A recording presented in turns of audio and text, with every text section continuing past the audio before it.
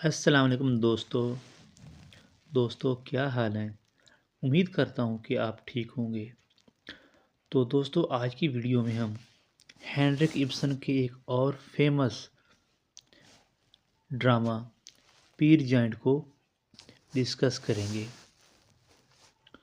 तो दोस्तों आज की वीडियो हमारी बहुत ही इम्पोर्टेंट होने वाली है, तो आपने इसको एंड तक लाजमी देखना है। तो चलते हैं अपनी वीडियो की तरफ। तो दोस्तों पहले हम इसका थोड़ा सा इंट्रोडक्शन कर लेते हैं। पीर जैंट नॉर्वे के मशहूर ड्रामा निगार हेनरिक इब्सन का एक मशहूर ड्रामा है जो 1867 में पब्लिश हुआ। तो दोस्तों हेनरिक इब्सन जो है वो नॉर्वे का रहने वाला है, ठीक है। ये एक वर्स ड्रामा है, यानी इसको हेनरिक इब्सन ने शायराना अंदाज में बयान किया है, ठीक है। तो दोस्तों ये ड्रामा एक नौजवान पीर जैंट की ज़िंदगी के सफ़र पर मबनी है, जो ख्वाबों, खुदगर्जी और हकीकत से फ़रार होने की कहानी बयान करता है, ठीक है। जो ये कहानी कैसे यंग मैन की है जो ख्वाबों में जी रहा होता है, ख्वाबों की दुनिया में जी रहा होता है, जो हकीकत की दुनिया से वो दूर भाग रहा होता है, वो ख्वाबों की दुनिया में रहना चाहता है। तो इस को हम डिस्कस करेंगे। तो the play explores the theme of self deception, selfishness, love and spiritual awakening. तो हेनरिक इब्सन ने इस ड्रामे के ज़रिए इंसानी खुदगर्जी, गरूर और सच्चाई से भागने की फितरत को बयान किया है, उसको बेनकाब किया है। तो दोस्तों ये एक सिंबॉलिक ड्रामा है जो इंसानी रूह के इर्तिका और ज़िंदगी के मायने तलाश करने की कोशिश करता है। तो दोस्तों ये था उसका एक थोड़ा सा इंट्रोडक्शन। अब हम चलते हैं इसके कैरेक्टर की तरफ। तो दोस्तों इसमें जो मेन कैरेक्टर है वो है पीर जाइंट। ये एक मरकज़ी किरदार यह है, द प्रोटागनिस्ट है, जो सेल्फ ड्रीमर एंड एडवेंचरर। दोस्तों ये जो है एक खुद पसंद, ख्वाब देखने वाला मगर गैर जिम्मेदार नौजवान जो हमेशा हकीकत से भागता है, ठीक है। नेक्स्ट जो है वो है ऐसे। तो दोस्तों ये जो होती है ये उसकी मदर होती है जो अपने बेटे से बेपनाह मोहब्बत करती है, मगर उसकी हरकतों से वो बहुत परेशान रहती है, क्योंकि वो परेशान इस वजह से है कि उसका जो बेटा है वो हकीकत को क्यों नहीं मान लेता, हकीकत वाली ज़िंदगी में क्यों नहीं जीता, वो ऐसे ख्वाबों की ज़िंदगी में क्यों जी रहा है जिसका कोई मैंने कोई मकसद वगैरह नहीं है। इसके बाद नेक्स्ट जो है वो है सोलोविक। वो एक pure faithful women who truly loves पीर। तो ये जो है एक नेक, सब्र करने वाली और एक मुखलिस लड़की होती है जो पीर जेंट से सच्ची मोहब्बत करती है, ये उसे लव करती है। नेक्स्ट जो है वो है द बॉटम होल्डर। ये जो है symbol of death and judgment, ये मौत या इंजाम की अलामत होती है जो पीर जेंट के हिसाब किताब के लिए आता है। ये उसका हिसाब किताब लेने वाला होता है, जैसे हम कह सकते हैं फरिश्ता, ये एक तरह का फरिश्ता हो। नेक्स्ट जो है वो है troll king. Troll king represents temptation and selfishness. Troll king जो है ये फैंटेसी दुनिया का बादशाह, जो पीर जेंट को अपने असूलों के मुताबिक ज़िंदगी गुजारने की पेशकश करता है। वो उसको कहता है कि जो वो आ जाए, मेरी जैसे ज़िंदगी मैं गुजारता हूँ ये भी वैसे ही ज़िंदगी गुजारे। नेक्स्ट जो है वो है the green clad women, symbol of worldly desire. ये सब्ज़ लिबास वाली औरत है। ये एक पुरकशिश मगर धोखा देने वाली औरत है, जो दुनियावी ख्वाहिशात की अलामत है। ये है उसके मेन करैक्टर। अब हम चलते हैं इसकी समरी की तरफ। तो दोस्तों, कहानी जो होती है वो नॉर्वे के एक गांव में शुरू होती है, जहां पीर जेंट एक शरारती, खुद पसंद नौजवान के तौर पर दिखाया गया है। ये जो है ये नॉर्वे के एक गांव में शुरू होती है। तो वो बड़ी बड़ी बातें करता है, झूठ बोलता है और ख्याली किस्से बनाता है। तो वो एक शादी में दाखिल होता है और एक दुल्हन इंग्रेड को भगा कर ले जाता है। वो उसको किडनैप करता है, उसको लेकर भाग जाता है, मगर जल्द ही वो उसको छोड़ देता है।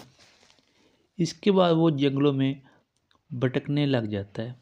वो माउंटेन में चला जाता है जहाँ उसकी मुलाकात जादुई मखलूक़ात से होती है, मैजिकल ट्रॉल से होती है। ठीक है,